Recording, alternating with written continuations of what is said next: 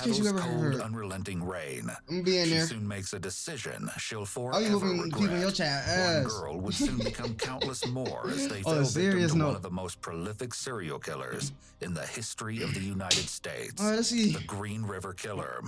Green As River the murder Killer. spree raged on, the police became so desperate to catch the killer, they turned to none other than Ted Bundy for help. They turned to Ted Bundy for how the fuck is that gonna work? To explain how a man can come to the point where he destroys human life as this person has, killing because he wants to kill.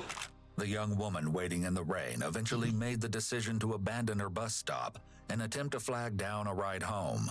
Soon, a man offers her a lift. Yo, I don't care how down bad I am not flagging somebody for a ride home. I'm not. This shit, standing there, I can't do that shit. I'm sorry, I'm not doing that. I don't give a fuck where I am. I will never do that shit. Cause these people be crazy as fuck. Bro. There's too many stories like this shit be going on. I don't know if it's this story or not, but some hitchhiker had lost her arms because I'm cool, bro. I'm not doing that. And consistent with the area, I can't do that, bro. I'll be they sick. agree on another transaction as well. I think the very first woman I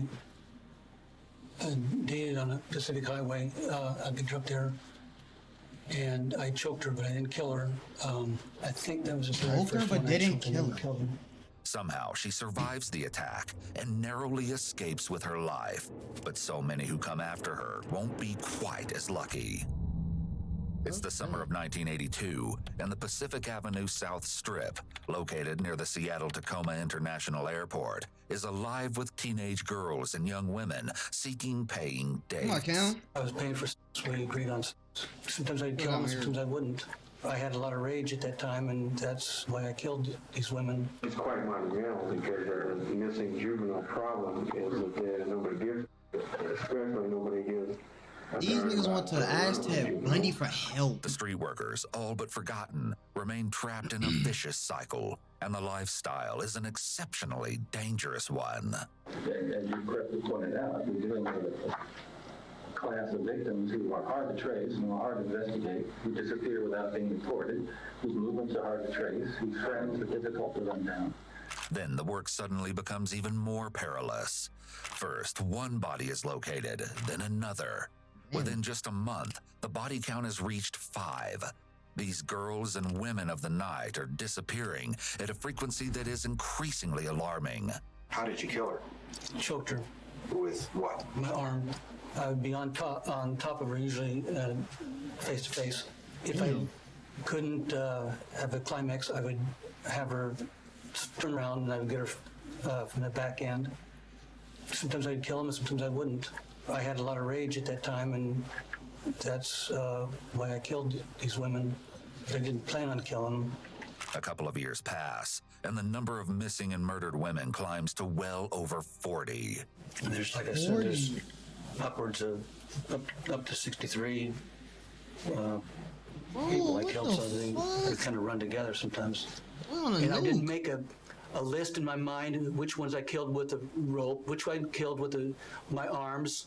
The sheer number of victims gives insight into how the killer saw the victims as easily dispensable. In his mind, they were objects to be used for his pleasure and nothing more. Do you think it's possible that this guy could stop? Well, unless he got, unless he was born again. Wait, this about Ted Bundy? Filled with the Holy Spirit. But I believe God's No, it can't be. forgives you from your sins. You think he's forgiven you now? I think he has. In a very real way, this guy's figured it out by now. Oh, no. He's figured it out. He's way ahead of us. I mean, he's so far ahead of us. I don't think this. It I would don't be think nearly this. 2 I don't think this is about Ted Bundy though. I just think they was asking him for like questions or some shit. I don't know about this killer or something. We about to figure it out. harrowing decades before the monster is finally identified.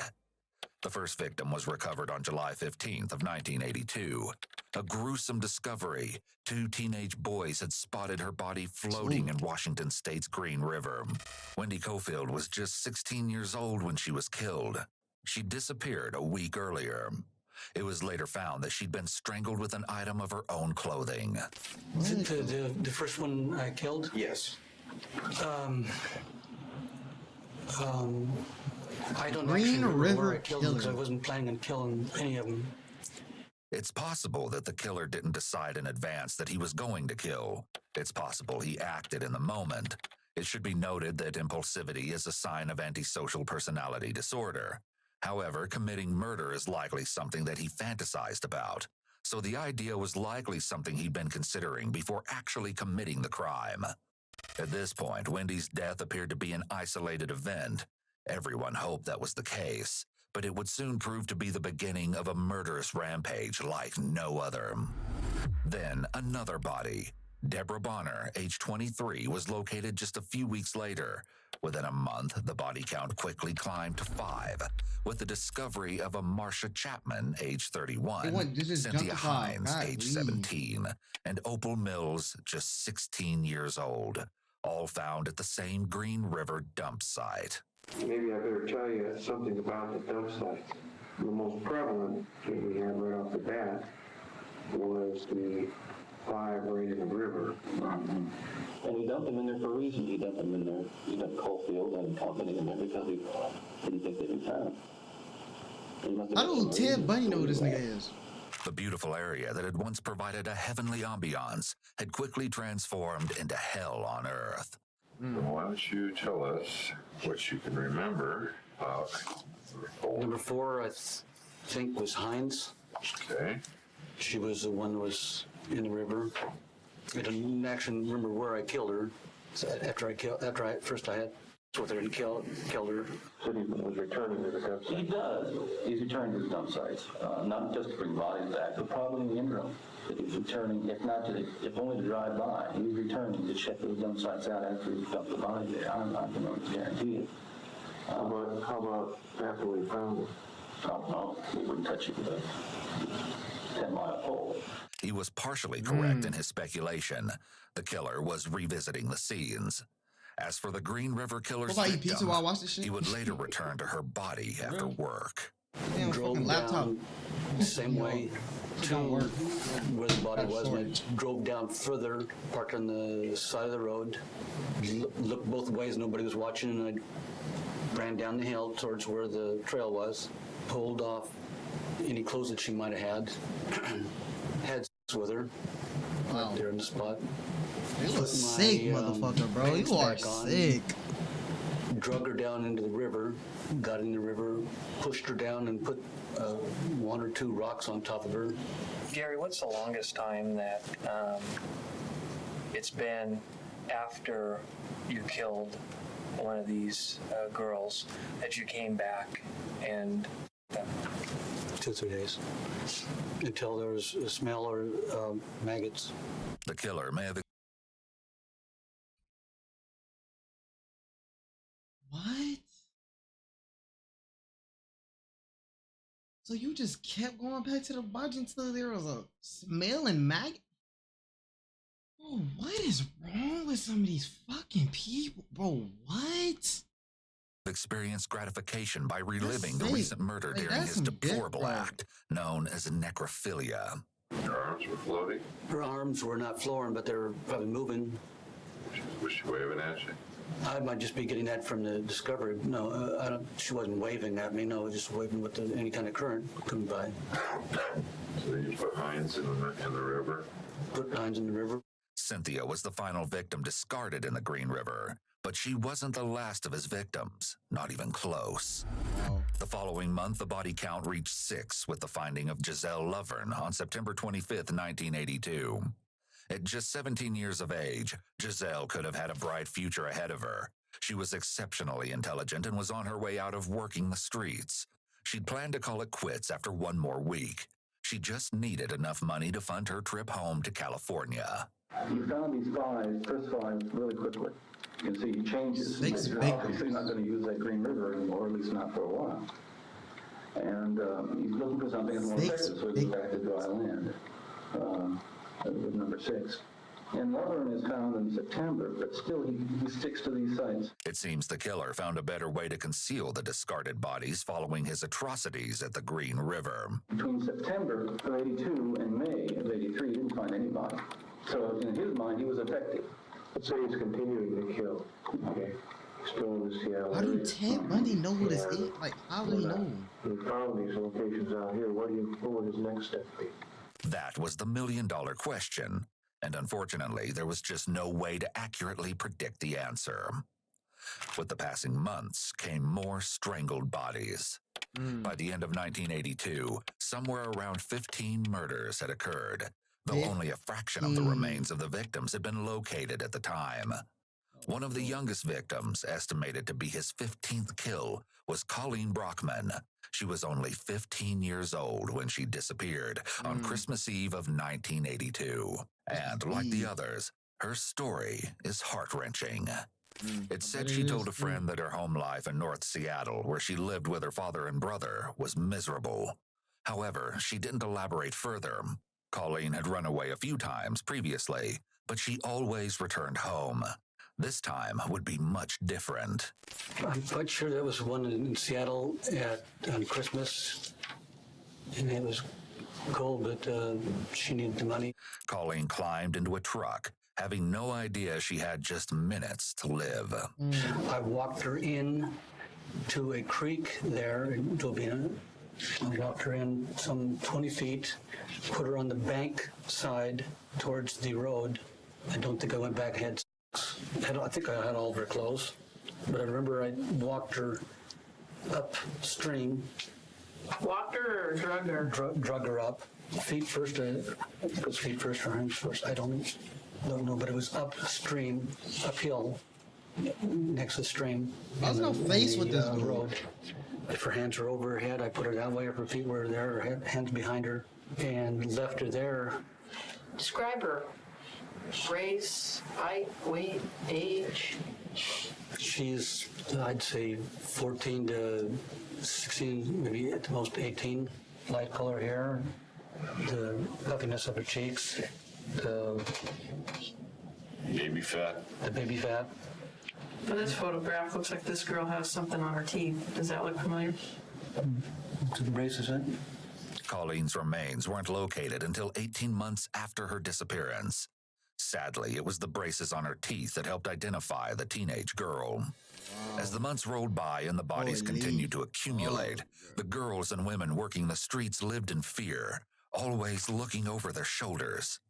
The speculation on the part of law enforcement was endless. Detectives found the level of frustration hard to bear as they raced to identify the assailant. The efforts always proved futile. They were further demoralized each time another body or set of remains was located. The horrifying spree raged on. At its height in 1983, as many as 5 more women would disappear in as short as a month's time. It's estimated that the Green River Killer had already killed approximately 20 of his victims by April of 1983. All the while, law enforcement was absolutely baffled, with no idea on how to stop him, never mind uncover his identity. What do you think's motivated? The desire in its own way. Who knows? I mean, in the detailed recesses of his mind, how this particular behavior pattern evolved. There are an infinite number of ways to explain how a man can come to the point where he destroys human life as this person has. You know, he's killing because he wants to kill. That was just downright killing. That wasn't there to rape her. On the night of April 30th, 1983, 18-year-old Marie Malvar was working as a prostitute when she climbed into a truck. Her boyfriend often trailed behind in an attempt to keep her safe. But on this night, he soon lost sight of the vehicle at a traffic signal and wasn't able to find the truck Marie got into. Sadly, Marie would never be seen alive again. Do you think there's something that we can do to draw him to us, draw him out of the woodwork? Yes. Yes. I think there are a couple of things. This may sound a little bit strange. But I'll offer them to you for what they're worth.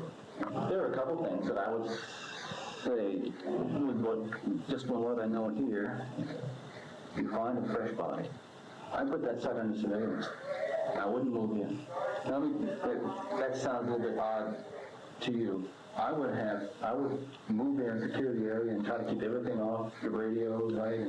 But set up a surveillance network on that area. Now, you might want to move the body under cover of darkness, because let's face it, by the time, if your man comes back to that site, by the time he gets on top of that body, you've already to the point where the body was, you've already got his number, and you're already going to be in on it. The best chance you have of catching this guy red-handed is to get a site with a fresh body and stick it out. Bundy may have felt that he was in a position of authority or even superior to the police, since they'd requested his assistance with the case. This experience was likely a huge boost to his ego. Even so, the theory seemed to make sense, Bro, he looks as just it's like a not regular uncommon for a guy. serial killer to return to the scene of the crime or to the place where they left their victim. Unfortunately, law enforcement was never able to pull it off. How was this monster able to convince each victim that he was harmless, that the transaction was a safe one to engage in? But my initial impressions was this guy is young, he's, more or less in the same socioeconomic kind of strata that these young women can be associated with, lower middle class, let's say, that he's between 20 and 30, probably closer to 20. He's young. A low-paying job that restricts his movement. He doesn't have a lot of money. He can't move around. My gut reaction is these girls are being approached by somebody who really puts them at ease. It was true. Police would eventually learn that the killer did have an unassuming appearance. He was fairly young and clean-cut, yet unremarkable. One of the few victims who survived his attack described him as boring and dull, in fact. The serial killer consultant contributed an idea to the detective. Have you ever sat down and asked these girls, what kind of person do you think the Green River guy is? What does he look like? How old is he?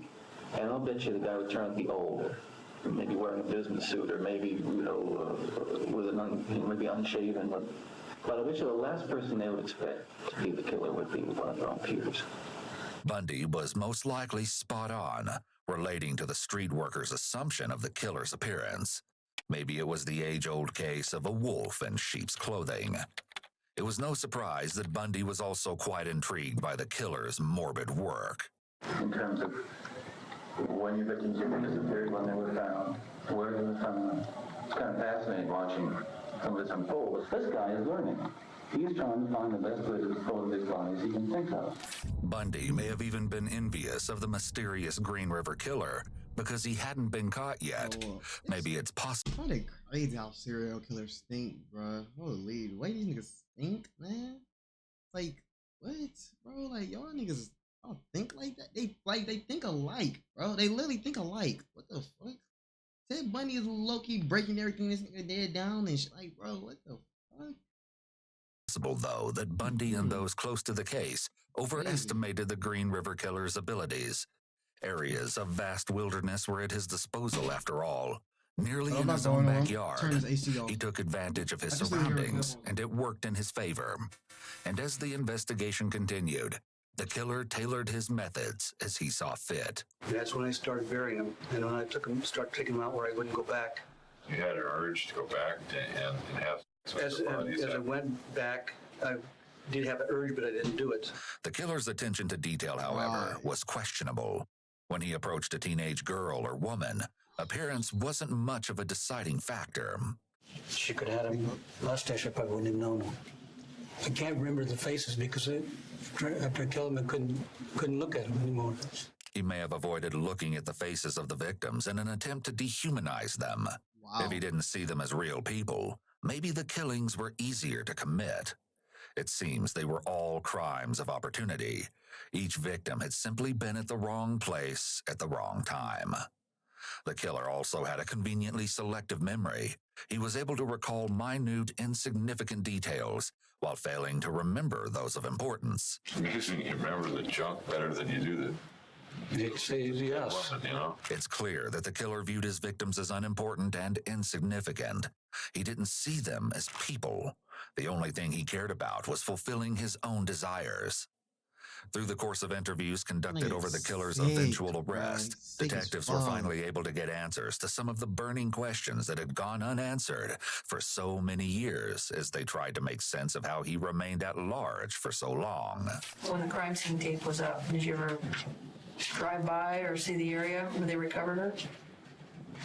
No, I stayed away from those areas. I just didn't want to be because I've heard sometimes they film people to come in and film everybody like they did with these sites, because guys like to come back to see where they kill people and they're in the audience. I've heard that. Through the interviews also came the revelation of another sadistic ritual the ruthless killer took pleasure in. As if taking their lives wasn't enough, he also took from the victims the few things they had. There's no evidence of clothing, there's no jewelry. Why is he doing that? He keeps a minimum amount of evidence. No fibers, no hairs. Doesn't want. He may have a thing for clothes, but more likely, this guy doesn't want to be caught. Leaving a victim nude is the best way to leave the least amount of evidence.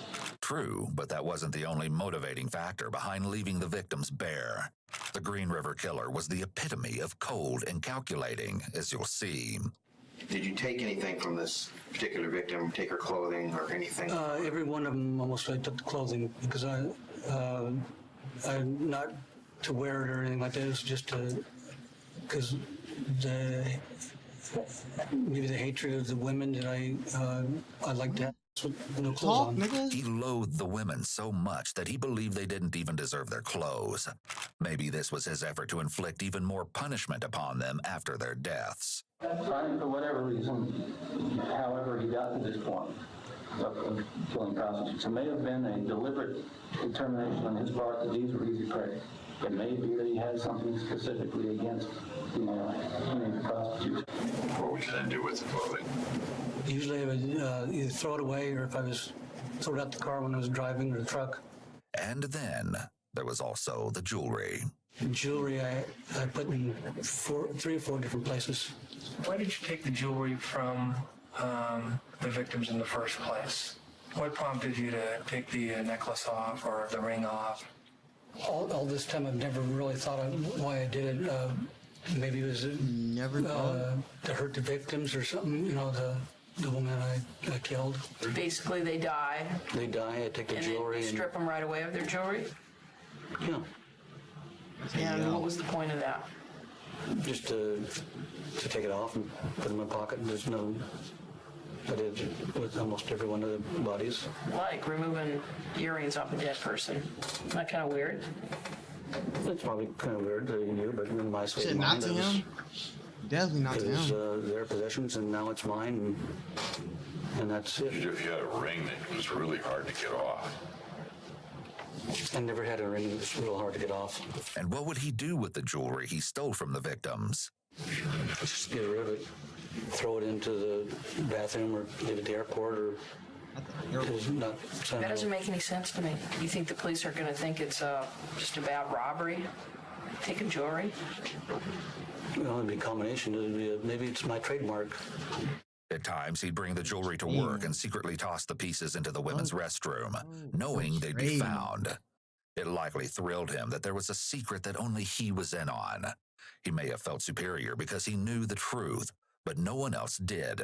In actuality, it all came down to the fact that he didn't care who ended up with the jewelry. Why do you even go to the trouble taking it to work? To the employees trying to give them away or leave places? Even though they... Why wouldn't you just throw them out the window with the clothes? Because I wanted them to go to somebody that was not a whore. The killer's hatred toward his victims was so extreme, killing them still fell short of satisfying his sinister urges. In the years that followed 1983, the frequency of the killings had slowed considerably.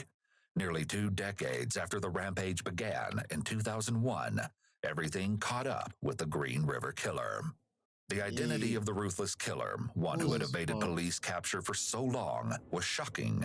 He was a 52-year-old truck painter at a commercial manufacturing plant. His name was Gary Ridgway, and that was just the beginning.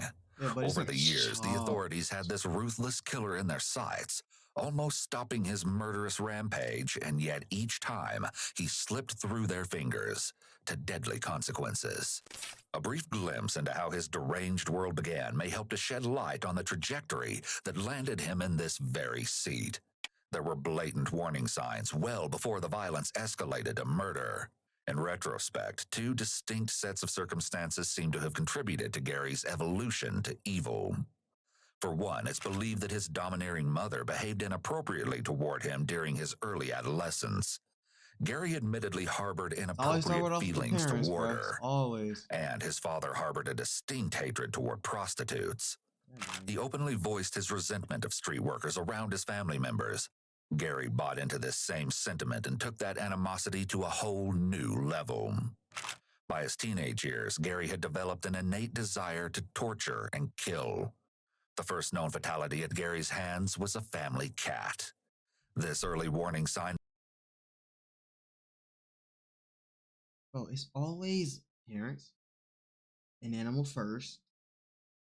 Like, bro, what is like, bro? I ain't never thought about killing no goddamn animal, bro. Like, what? Like an animal, like a cat? Like, no, bro. No. And indicates that he felt a lack of empathy for another living thing, which is one of the most well-known signs of psychopathy. Yeah, buddy is a psychopath. Gary's violent acts escalated over time, though the victim that followed the cat was still no match for him. He lured a 6-year-old boy into the woods, where he stabbed the child in the abdomen. Miraculously, the child survived.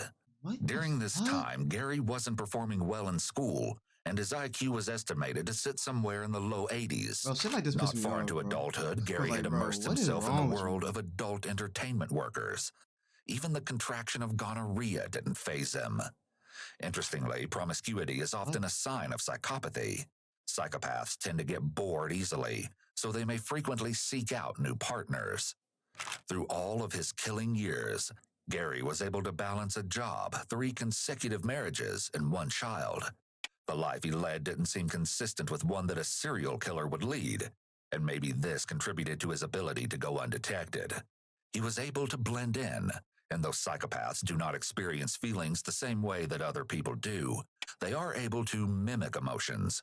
This helps them manipulate those around them, and it's clear Gary did just that. When he's doing all this, he can't be conducting normal relationships with people. His whole life is upset. He might find it hard to hold a job, hard to be in relationships with other people. Yet Gary fooled everyone around him through all the many years of his killings. What follows is an interview he gave after his arrest, where he begins to shed light on how he was able to go undetected for so long. That day, I went to work like normal. I don't know if it's overtime or not.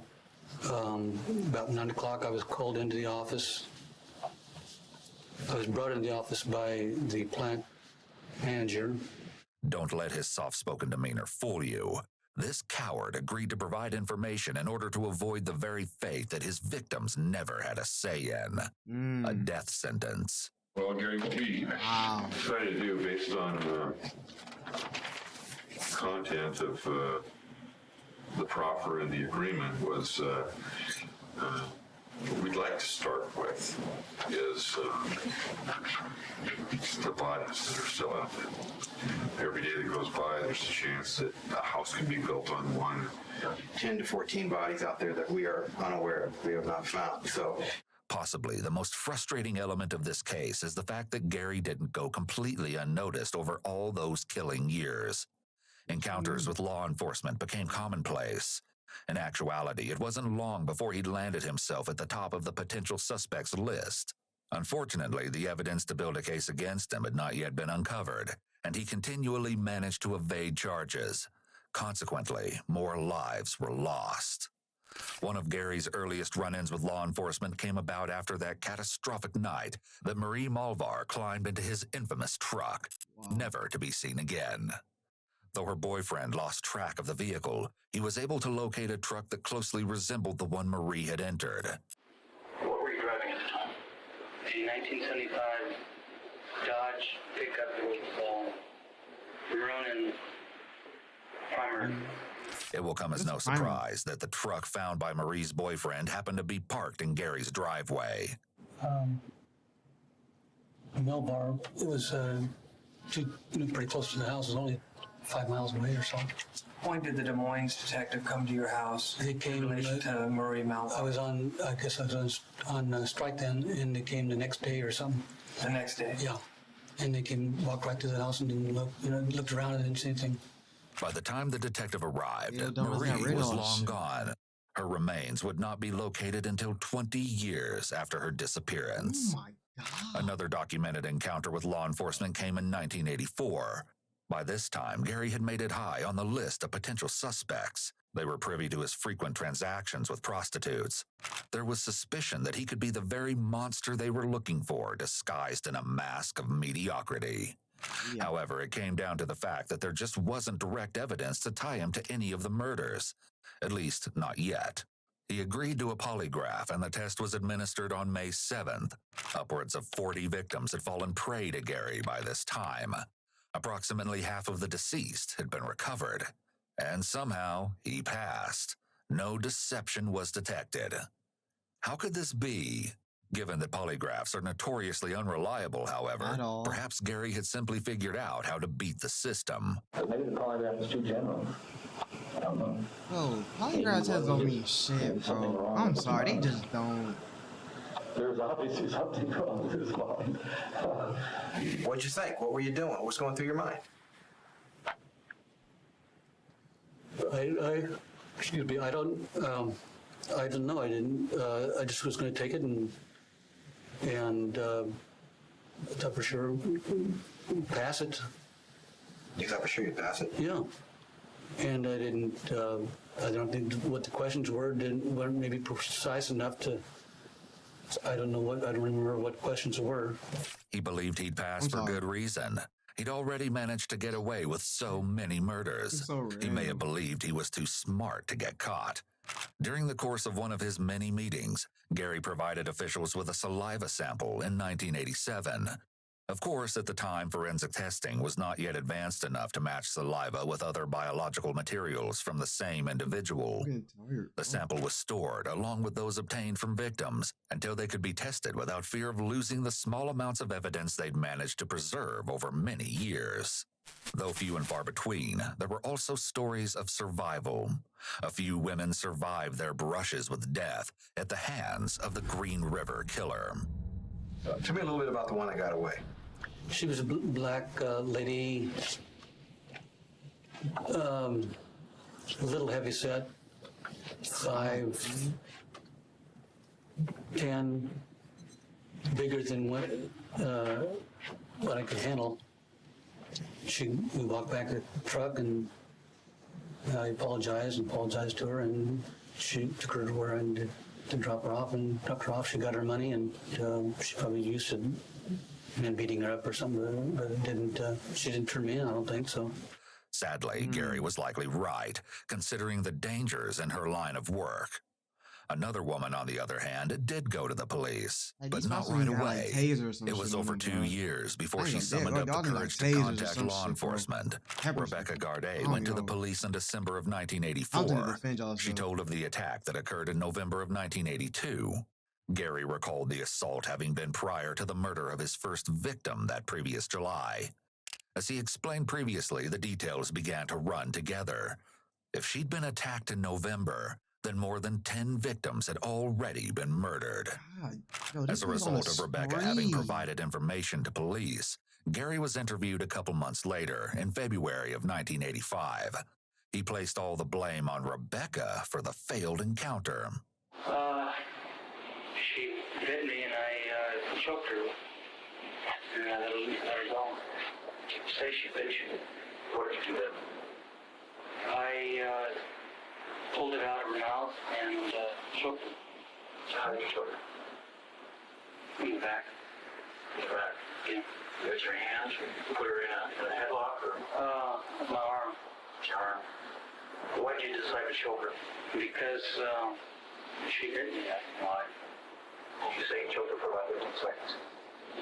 Wait, so is he in a BTK? Is that what that You is? say you dated a lot of girls. Oh, I think that's different. That's just happened with Oh, that's any might be others. different, I think. No, it hadn't. But you had no other incidents with no other girls except this one particular one that we're talking about that you choked. Yes. What would have happened if she died? Well, I don't think so. I don't think she would have. Do you know anything about chokehold? No. Gary likely blamed Rebecca in an attempt to justify his actions to police. She bit me, that's why. He knew that it's his word against hers, despite the fact that his story didn't make sense. And then came the conclusion reached by the detective. Gary told me that he hoped that nothing would become of this. However, if it did, that he could understand and it might teach him a lesson to where he would never go out and hire girls again. I recommend that this case be placed in the closed file. We have identified our suspect in the Gardaí assault case. Rebecca does not wish to prosecute for the assault. I think her intention was just to identify a possible Green River suspect. Gary should maybe be looked at a little closer, possibly relating to other assaults.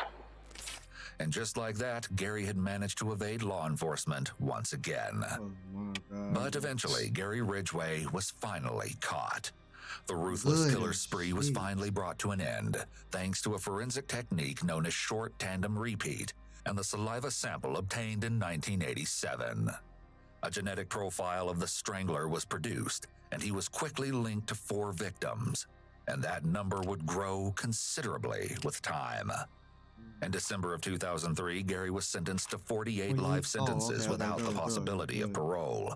In 2011, yet another life sentence was added to the 48 he'd already received, as he pleaded guilty to the 1982 killing of Rebecca Marrero.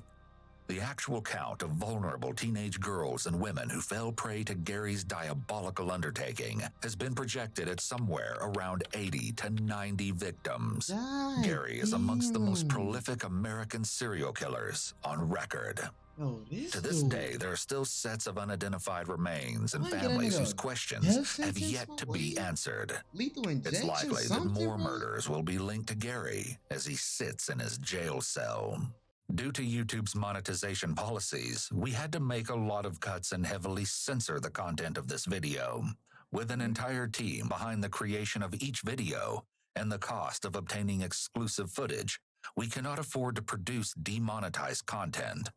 Therefore, if you would like to see the less censored version and even more exclusive content, you can do so by joining our Patreon. You will also be helping us continue to produce this content.